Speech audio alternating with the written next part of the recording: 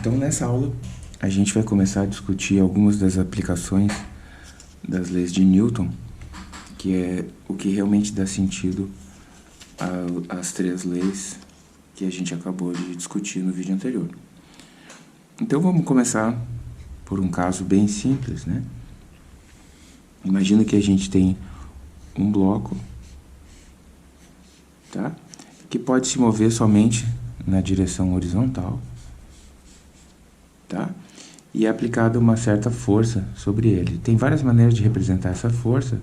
Lembra que ela é um vetor, então, normalmente a gente desenha ela a partir do centro do bloco, ou o centro geométrico, ou o centro de massa. Vocês vão entender isso porque mais adiante, né, quando a gente falar de centro de massa e assim por diante, né? A gente também poderia representar essa mesma força agindo assim no bloco, né?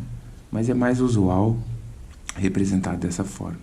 Se o bloco tem uma certa massa, qual a aceleração que esse bloco vai adquirir, se vocês lembram, né? Então, imagina que uma força de módulo 20 newtons está agindo num bloco de 5 kg.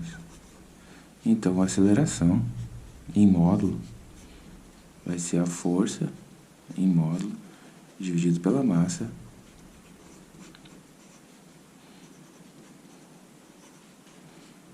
(4 metros por segundo ao quadrado). Se essa mesma força agisse num bloco de massa muito menor,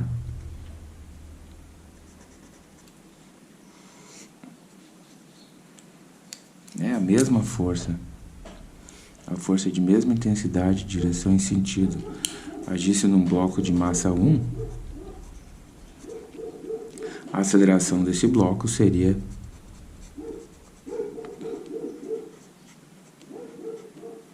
(20 metros por segundo ao quadrado). Então, eu estou falando isso para mostrar que uma mesma força, tá? Digamos, pensem no esforço que vocês fazem para empurrar um objeto, né? Ou pensa num esforço mecânico produzido por uma máquina que produz uma determinada força.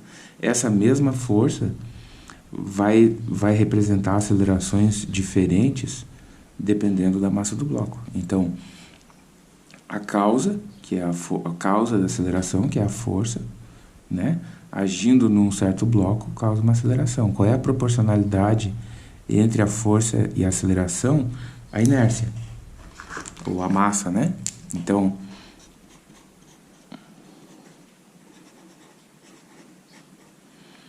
uma mesma força agindo em blocos diferentes causa uma aceleração diferente. Por quê? Porque quanto maior a massa inercial, quanto maior a inércia do corpo, mais força vai ser necessária para produzir uma determinada aceleração. Certo? Então é isso que está nos dizendo a segunda lei. Tá? Agora, e se eu tenho mais de uma força agindo num bloco? Tenho essa força F1 para cá, essa força F2 para cá. Imagina que o módulo da F1 é 10 newtons, o módulo da F2 é 5 newtons. Tá? Bom, do ponto de vista físico, olhando para essas duas forças, elas estão agindo de forma colaborativa, no sentido de que as duas estão agindo no sentido de produzir a aceleração no mesmo sentido? Não, né? É óbvio que aqui uma está agindo no sentido contrário à da outra. Então, o que a gente espera? Que essa força aqui anule parte dessa força, tá? Aqui eu até não desenhei muito corretamente, em escala. Essa força aqui deveria ter o dobro do comprimento dessa, porque o módulo dela é 10 unidades, 5 unidades, né? Então, a gente costuma representar desenhando no tamanho proporcional. Então, a gente poderia dizer que para o bloco existe somente uma força resultante. Tá? Que é quanto? Se tem 10 para cá, 5 para cá, o bloco na prática está sujeito a uma força de 5 newtons. Como eu faço isso de maneira mais organizada? Bom, vamos colocar um eixo aqui. Um eixo X. Então, como eu poderia escrever o vetor F1? O meu vetor F1 seria 10i, né? Porque está aqui o meu vetor unitário. E a minha F2 seria menos 5i. O menos porque ela está na direção da parte negativa do eixo X, né? Quer dizer, a direção dessa força é contrária à direção do eixo. O que seria a força resultante? Nota.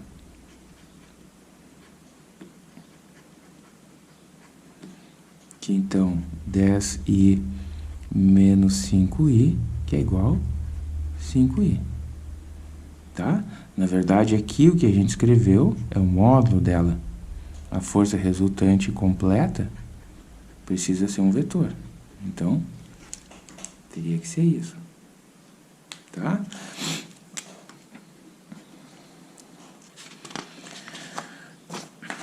Indo um pouco mais adiante. E se agora considera que o meu bloco, o meu objeto, ele ainda só pode se movimentar na direção horizontal, tá? Ele não sobe nem desce. Agora imagina que a força que está sendo feita nele tem um certo ângulo com a horizontal. Bom, o que acontece agora? Agora acontece que uma parte dessa força, imagina que a pessoa está aplicando essa força no bloco. Uma parte do esforço que está sendo feito no sentido de levantar o bloco, embora ele não vai sair embora a gente está supondo que ele não vai sair da superfície, tá? A gente vai ver isso depois, o que é necessário para ele poder sair da superfície. Mas uma parte do esforço está sendo feito no sentido de levantar o bloco e outra parte no sentido de acelerar ele para frente. A gente pode entender isso, digamos que, vamos pensar em várias situações.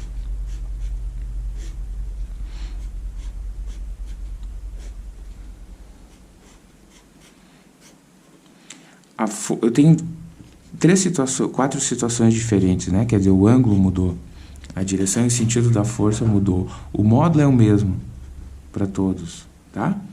Mas o vetor é diferente.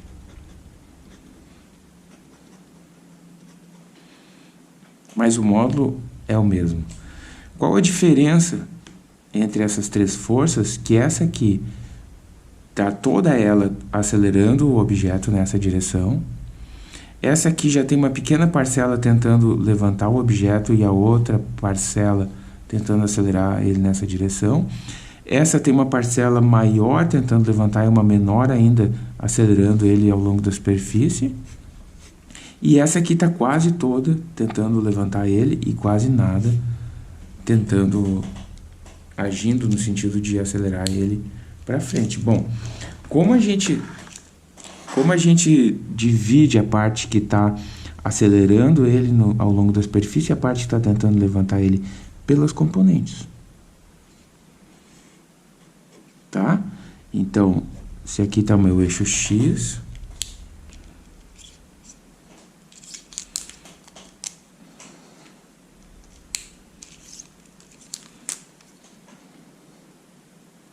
aqui está meu eixo Y, isso aqui vai ser a parte Y da minha força, isso aqui vai ser a parte X da minha força. Então, como eu escrevo essas duas componentes, olha, lembrem, se vocês lembrarem do vídeo de trigonometria, aqui está o módulo da força, tá? Por simplicidade, ao invés de escrever sempre assim o módulo do vetor f, a gente escreve simplesmente o f, né? Tá? Significa só o escalar que representa o módulo do vetor. Aqui está o meu vetor f. Tá? Ou eu vou fazer nas cores que eu acabei de fazer para ficar mais claro. Essa componente y é essa componente y.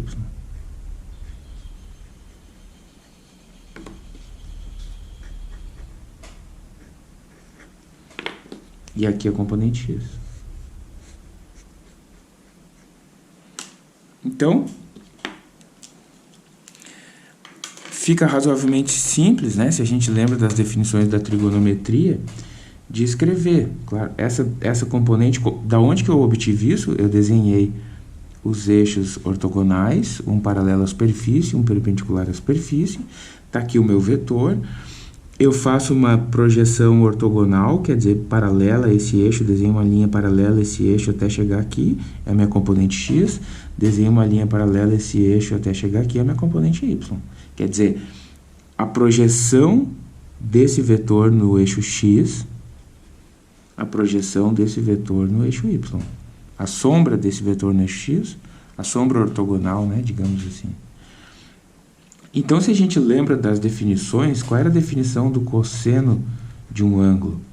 Se o ângulo está desenhado aqui e não lá, esse é o cateto adjacente, esse é o cateto oposto. Então, o cosseno do ângulo é o cateto adjacente dividido pela hipotenusa. O seno do ângulo é o cateto oposto dividido pela hipotenusa. A gente pode facilmente inverter essas equações e escrever assim.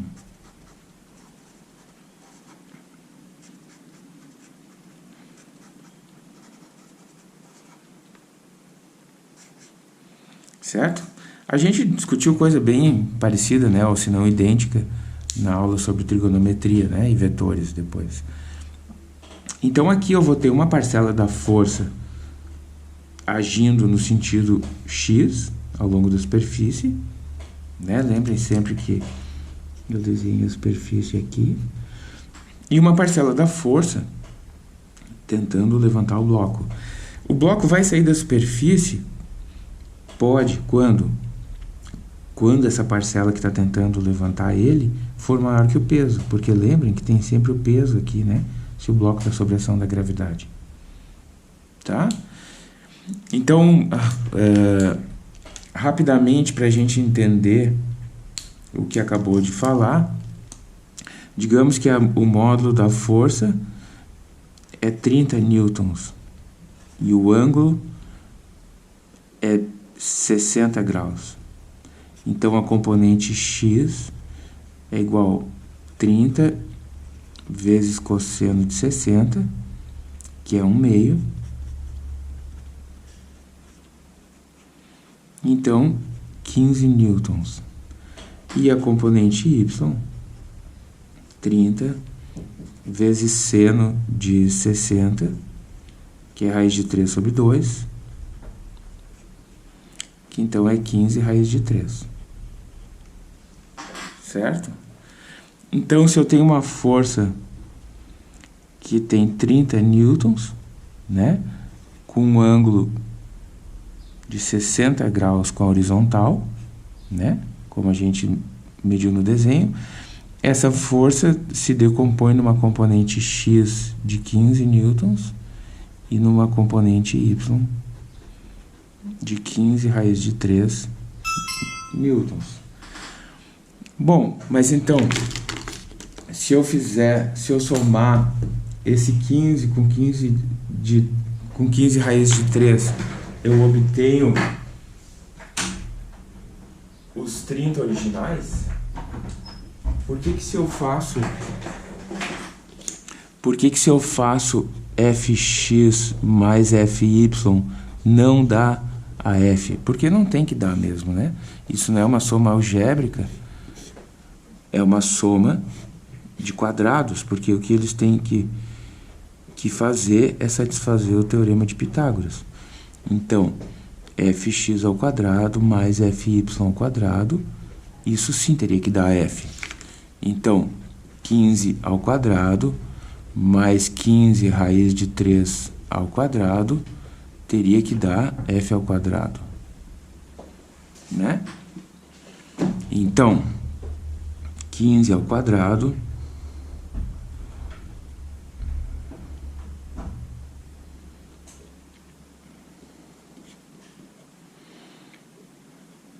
(225) mais 225 vezes 3, né?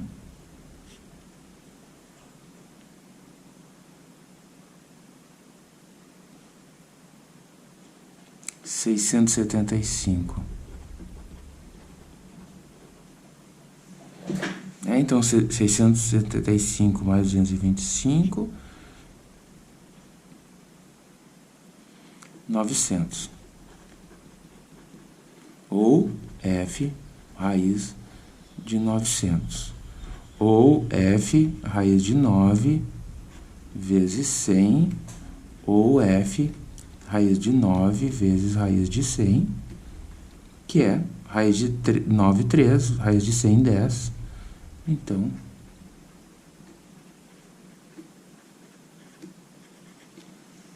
certo? Então, dessa forma, a gente consegue, tendo o vetor, passar para as componentes, tá? Então, aqui elas, fx, fy. E, por outro lado, aqui eu fiz o caminho inverso, tendo as componentes, descobri o módulo do vetor, tá? E se eu tivesse só as componentes e quisesse descobrir o ângulo do vetor? Daí lembrem aqui que tangente é fy sobre fx. Então, nesse caso, quem é fy? 15 raiz de 3. Quem é fx? 15. Então, a tangente, raiz de 3.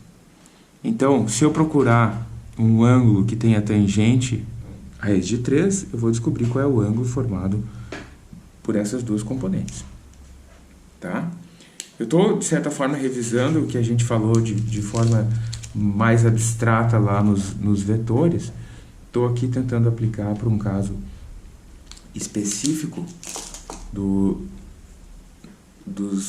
da força agindo num certo bloco e produzindo aceleração. Certo?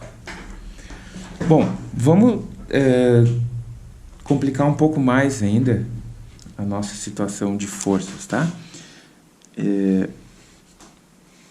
Vamos colocar uma polia, uma roldana, tá? Que pode girar. A gente considera que não tem atrito, não tem massa, por enquanto não tem nada nesse sentido, tá? E a gente tem dois blocos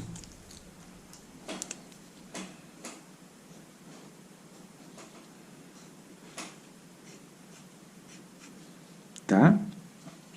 Que estão suspensos. Quer dizer, esse bloco está suspenso por esse cabo. Esse tem massa, esse é o bloco 1, esse é o bloco 2, esse tem massa 2, esse tem massa 1, e a gente gostaria de saber qual é a aceleração do sistema, né? Então, a gente tem a gravidade, tá? E a gente gostaria de saber qual é a aceleração do sistema. Bom, vamos começar desenhando as forças. Quais são as forças agindo? Vamos pensar no bloco 1. Tem o peso dele. Tem a tração no cabo. Tá? Se o cabo é perfeito, não estica, não cede, não tem massa, etc., como a gente está considerando, essa tração que vai aparecer aqui é a mesma que vai aparecer aqui. Porque justamente o efeito do cabo é transferir uma força que aparece aqui para outra extremidade. Nesse objeto também tem peso. E como ele está em cima de uma superfície, né,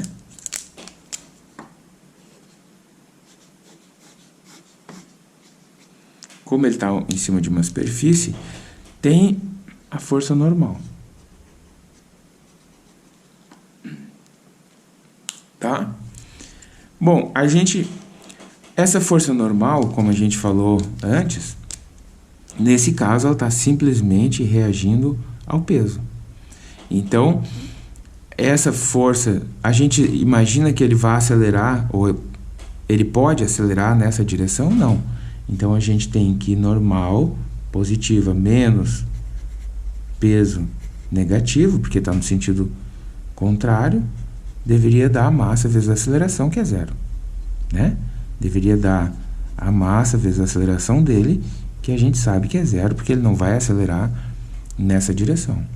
Então, nesse caso, como antes, a normal é idêntica ao peso. Então, essas forças aqui, nesse momento, nessa situação, estão só se equilibrando, não vão nos importar, certo?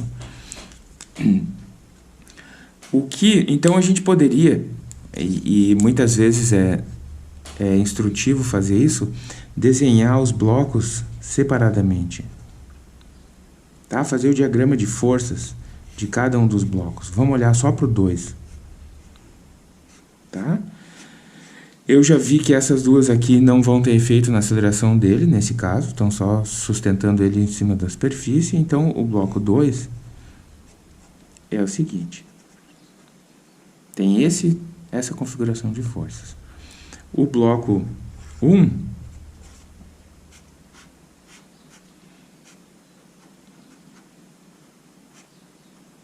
tem essa configuração de forças. Os dois blocos têm que obedecer a lei de Newton. Tá? Então,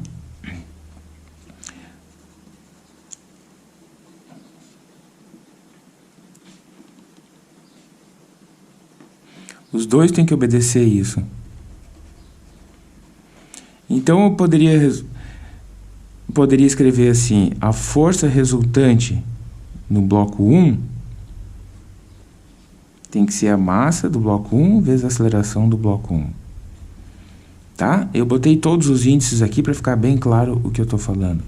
A força resultante no bloco 2 tem que ser a massa do bloco 2 vezes a aceleração do bloco 2. Como eles estão conectados, né? Eles vão andar juntos, a gente sabe que as duas acelerações são idênticas. E daí vamos olhar para esses diagramas de força e escrever essas equações para o caso que a gente está estudando. Bloco 1. Qual é a força resultante? Vamos considerar que o sistema está se movendo nesse sentido. Tá? Então, a gente vai considerar o que está favorecendo o movimento como positivo, o que está agindo no sentido contrário ao movimento como negativo. Isso é só uma convenção, não faz diferença nos nossos resultados. Se a gente considerasse o contrário e aparecer um sinal negativo em todo mundo, invertido, o sinal invertido, no final a gente poderia multiplicar tudo por -1, voltaria a ser a mesma coisa. Então, é só uma convenção para a gente escrever de maneira coerente. Tá? Então, bloco 1. Força resultante no bloco 1.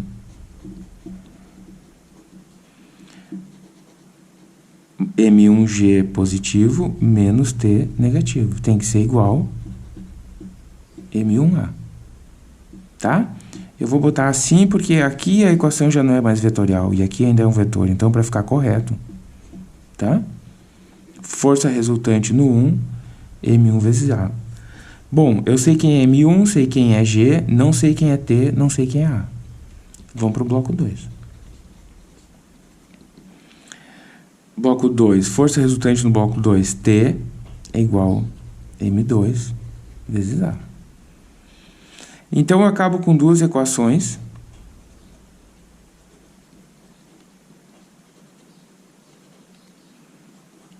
Com duas variáveis. O que eu posso fazer para resolver? Substituir uma equação dentro da outra. Então, aqui eu tenho T como sendo isso. Aqui na de cima, onde tem T, eu vou botar o que a segunda está me dizendo. Olha, T é isso. Então, eu vou ter assim, M1G menos M2A é igual M1A. E passo, então, essa parcela para lá. M1G é igual M1A mais M2A, que vai ser M1 mais M2A. Agora passo essa parcela dividindo, então a aceleração vai ser M1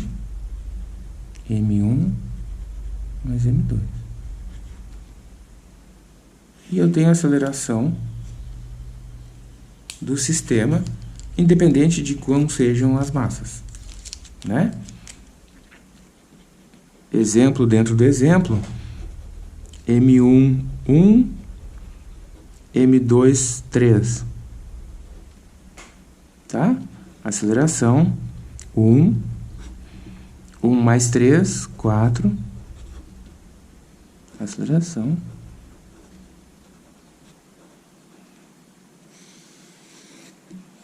Tá? O que está me dizendo essa equação? Vamos olhar ela nessa, passar o M1, M2 lá.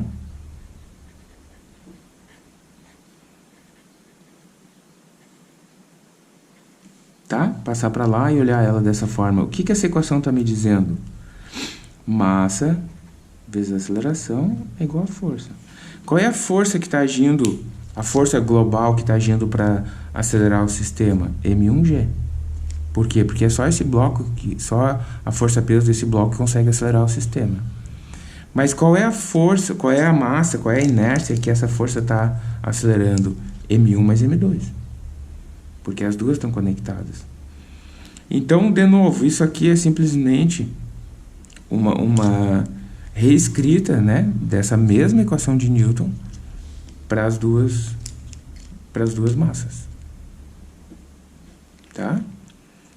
Então, a gente tem uma situação em que uma das forças, que um dos blocos está sujeito a uma força, mas os dois estão tendo que ser acelerados por ela por estarem conectados pelo cabo. Então, a inércia é de M1 mais M2, mas a gravidade só está conseguindo acelerar essa, porque a outra está sendo contrabalançada pela normal. Tá? Então, por que é importante a gente escrever com todo o detalhe esses problemas? Porque na medida que vai ficando mais complexo, vai ficando mais difícil enxergar quem é quem. A gente poderia, com esse mesmo raciocínio que a gente fez aqui, poderia botar 5, 6, 8 blocos, né? E daí, fazendo o diagrama de forças para cada um deles, resolver as 8 equações e obter a aceleração do sistema, tá? Poderia colocar atrito, a gente vai fazer isso no futuro, poderia colocar atrito aqui. Então, em geral, em sistemas, tem muitos sistemas da engenharia em que tu vai ter muitos, às vezes centenas ou milhares desses sistemas conectados, tá? E qual é a aceleração do sistema? Claro, esse sistema aqui está representando uma coisa mais complexa, né? Pensa num sistema estático, imagina que tu tem uma ponte ou uma treliça. Tem várias unidades que estão conectadas. Se eu faço força numa parte da treliça, essa força se propaga por toda a estrutura. Qual é o esforço que está sendo aplicado em cada segmento da treliça? Bom, eu teria que fazer um sistema, uma equação para o sistema de forças, resolver todas essas equações simultaneamente, tá? Se eu quero muita precisão e muita resolução no que eu estou tentando resolver, uma treliça simples poderia resultar em 1000 segmentos com 1000 nodos. Mas, felizmente, a gente tem métodos numéricos muito eficientes para resolver isso em computador. Então, a gente, na maioria dos casos, hoje em dia, resolve essas questões computacionalmente, né? Quer dizer, monta a estrutura numérica, tá? Ou monta a estrutura teórica, analítica, e daí faz a resolução numérica pelo computador. Tá? Então, é muito importante a gente começar a estruturar esses casos simples, porque os casos mais complexos, muito mais complexos, são simplesmente uma complicação desses casos simples, ou um monte de casos simples encadeados. Tá?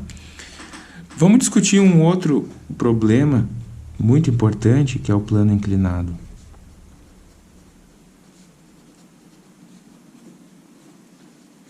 Tá? Porque ele ocorre em muitas situações.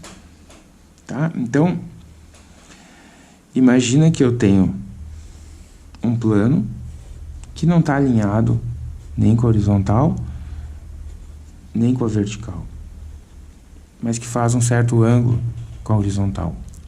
Também poderia dizer o ângulo com a vertical, mas vamos começar falando pela horizontal. Eu tenho um bloco que está colocado nesse plano e que é deixado livre. Quer dizer, ele vai evoluir dinamicamente de acordo com a força da gravidade. Tá? De novo, não tem atrito, né? Então, o que vai acontecer com a força-peso? Né? Se ele tem massa m, a força-peso está agindo nesse sentido. Então, agora, eu tenho uma parte da força-peso. Tá? Bom, como a gente imagina que ele vai se movimentar? A gente imagina que ele vai se movimentar ao longo desse plano. Então, tenho a direção do movimento, da aceleração dele, tenho a direção perpendicular a esse movimento. De novo, tem uma parte da força que está trazendo ele para baixo.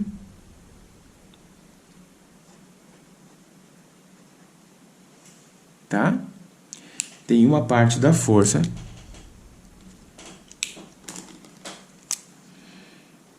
que está comprimindo ele em direção à superfície. Como eu descubro cada uma dessas partes? Bom, fazendo a decomposição do vetor, né? Novamente, eu tenho o vetor peso. Essa componente está comprimindo ele em direção à superfície. Essa componente está acelerando ele naquela direção, paralela à superfície. Bom, vamos tentar descobrir quem são os ângulos. Tá? Tem várias maneiras de tentar descobrir qual desses ângulos é esse. Tá? Vou começar por uma estática e depois para falar de uma dinâmica. Digamos que esse ângulo aqui seja alfa. Lembrem que alfa mais θ tem que dar 90. Né? Então, se eu descubro esse, automaticamente eu descobri o outro. Bom, essa linha é paralela a essa. E essa é paralela a essa. Certo? Então, esse ângulo aqui é alfa. Tá? Vou fazer de novo, bastante ampliado, tá? Vamos pegar essa região, fazer um zoom nela. Tá? Então,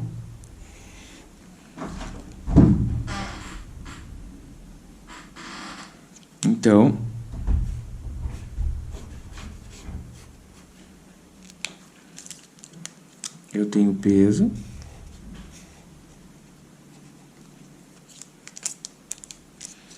A componente perpendicular à superfície.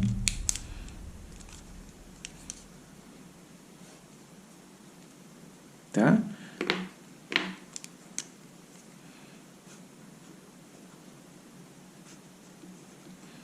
Então, de novo, essa direção é paralela a essa.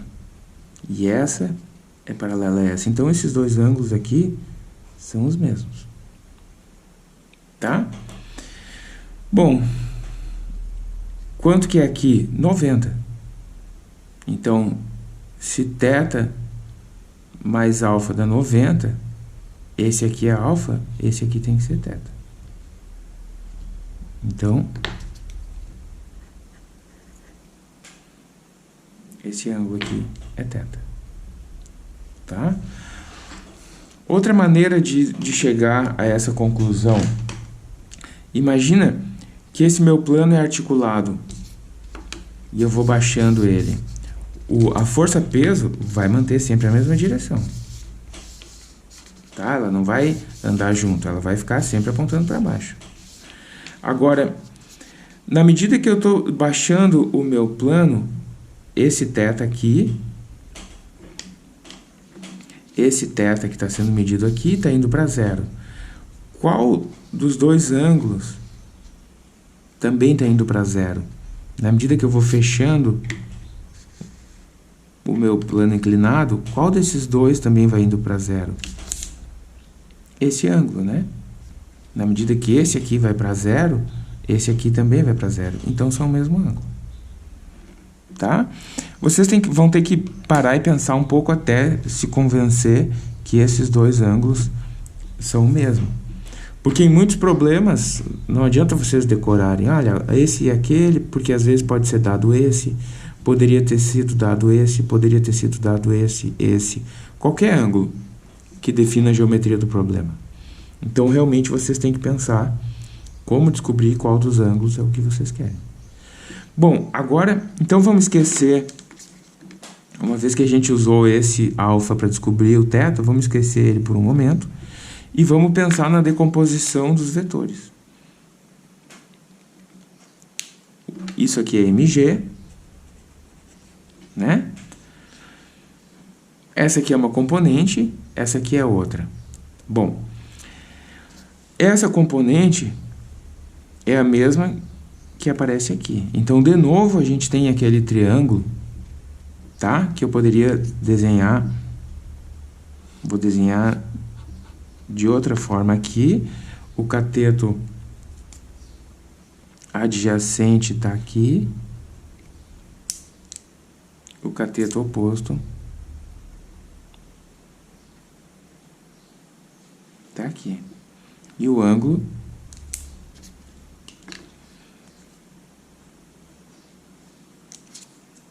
tá? Então, isso aqui é mg. Agora, eu quero saber quanto é a parte azul, quanto é a parte verde, quanto é a parte azul. O que é a parte azul? O cateto adjacente. Então, o que vai ser a hipotenusa vezes o seno ou o cosseno? Se eu quero vir da hipotenusa para o adjacente, quem que é usado para definir o adjacente ou invertendo a questão? Qual das grandezas trigonométricas é definidas a partir do cateto adjacente? O cosseno. Então, se eu quero projetar na direção do cateto adjacente, eu vou usar o cosseno. Hipotenusa, mg vezes cosseno, obtenho o cateto adjacente. Hipotenusa vezes mesmo raciocínio, tá?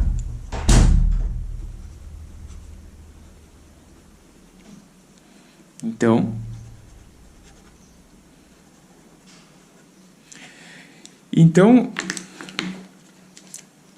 fazendo essa decomposição, que é fundamental para a gente entender o plano inclinado, a gente vê que é como se o bloco tivesse sujeito a duas forças. Ou eu vou substituir a força-peso, que originalmente estava aqui, por duas componentes. Uma componente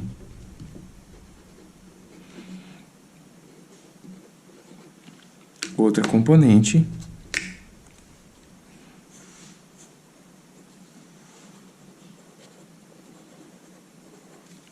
tá? E o peso estaria aqui, né? Tá? Na medida que eu vou baixando o plano,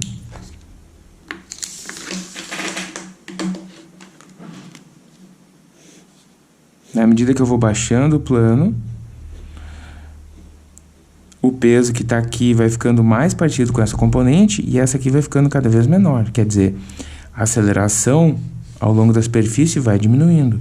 Se eu vou levantando o plano, o peso continua o mesmo, a massa do bloco continua o mesmo, mas agora essa componente cresceu e essa diminuiu. Quando eu chego nesse ponto, ângulo zero, o peso é igual a essa componente e a outra é zero. Quando eu chego nessa situação, o ângulo 90, o peso é igual a essa componente, a outra é zero. Então, é como se o plano inclinado controlasse o efeito ou quanto da gravidade vai ser transferido para o bloco. Tá? E existem muitos dispositivos, por exemplo, rosca de parafuso, né? ou sistemas helicoidais, que se aproveitam dessa ideia de transferir só parte da força. Vocês vão falar mais sobre isso no futuro. Tá? Então é importante que vocês entendam, comecem dos problemas muito simples, tá? Depois, lentamente, vão tornando mais complexo, tá?